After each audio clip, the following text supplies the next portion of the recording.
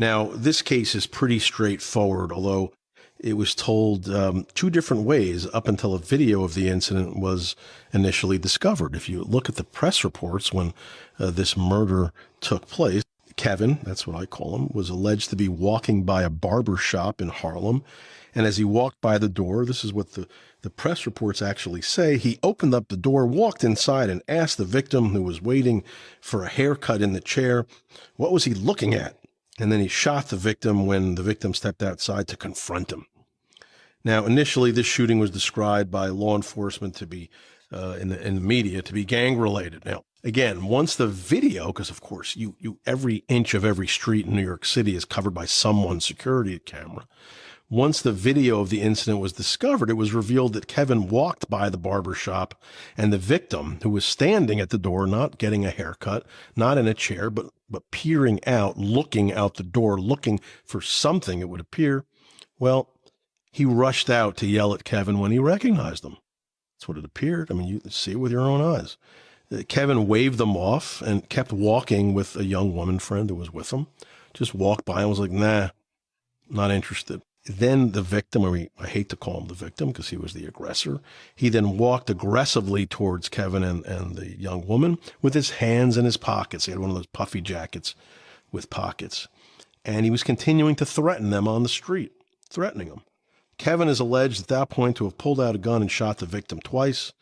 When the victim was placed on a stretcher, a loaded gun fell out of his pocket. So when his hand was in the pockets and he was rushing towards Kevin Perez, my client, K. Flock, well, his hand was on a gun, a loaded gun, and confirming that the threats he was making were not empty threats, I would say.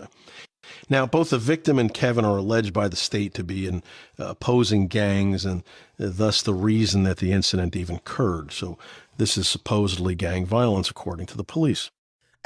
Check it out now. Holy. Now, Bronx drill rapper K. Flock. Y'all know him. He's the Amiri assassin. He is the goddamn designer demon, okay? The guy who says basically, yo, even in fashion, I bet I still up it, okay?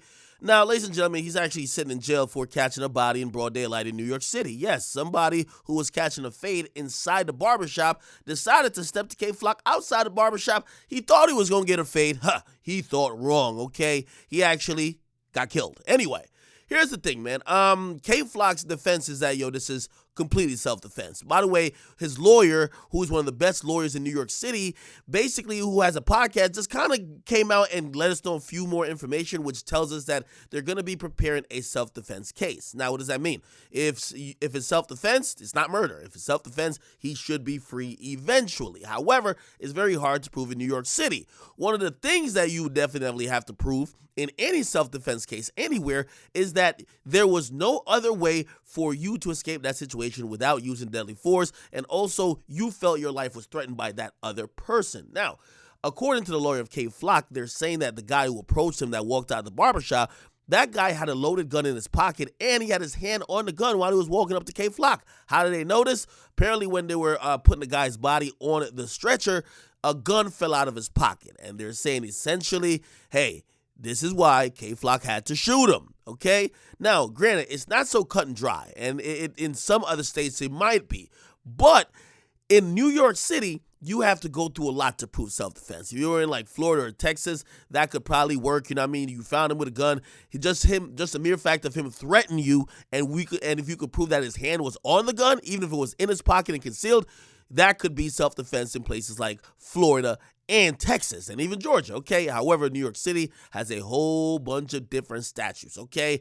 Now, what's gonna really is really gonna come down to is the other people who are quote-unquote witnesses, okay? Apparently, they were saying that in this barbershop, there were a bunch of gang members and a bunch of people who are affiliated, and the cops are going to try to use these guys as eyewitnesses. Now, if they go by the code of the streets, nobody will be testifying, nobody will be cooperating, so who knows? Maybe K-Flock beats it. However, if they basically say, nah, K-Flock lying, like, this was not no self-defense, he started with our guy, and, you know, he pushed the issue till it got violent and obviously fatal, K-Flock could be screwed. But again, it's all going to come down to, if you one of the gang members who was in the gang of the guy who died, do you testify to make sure K-Flock don't get out of jail, or do you just say, man, screw it?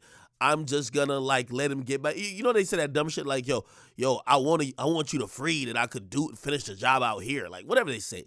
We'll see what happens, but we get to find out that the guy who K Flock killed had his hand on a loaded gun in his pocket. Damn, what would you do? Okay, would you have shot him? Let me know in the comment box. Get in the comment box. If you guys like them, subscribe to Akademiks. I'm up.